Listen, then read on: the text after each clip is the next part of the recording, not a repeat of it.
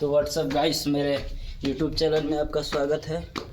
फिर एक बार लेकर आ गए बाराती डांस। बारात में आप लोग जाएंगे तो ज़्यादा कर लड़के इस समय नाच नहीं पाते हैं, मौज अच्छा से नहीं ले पाते हैं, तो इसके लिए मैं आप लोगों के लिए लाया हूँ बाराती डांस। बेसिक स्टेप है, एकदम ज़्यादा नहीं, 2-3 स्टेप है, तो स्टेप की ओर बढ़ते हैं। तो हम लोगों का कुछ भोजपुरी स्टेप ऐसे है। फर्स्ट स्टेप ऐसे है, 1 2 1। एक बार फिर करते हैं, 1 2।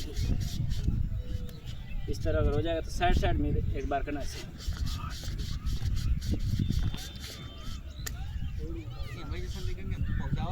फाइनली आपको ये स्टेप समझ में आएगा। दूसरा स्टेप बताता हूँ।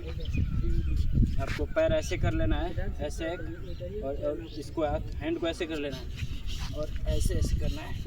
आराम से बताओ भाई, हम लोग ठीक है, पुराना स्टेप है पर लेकिन इससे में ज़्यादा इस समय के बच्चे नहीं कर पा रहे हैं अच्छे से, ये क्लियर नहीं कर रहे। हम लोग थोड़ा सा ऐसे करना है। यही था आज का भोजपुरी डांस स्टेप।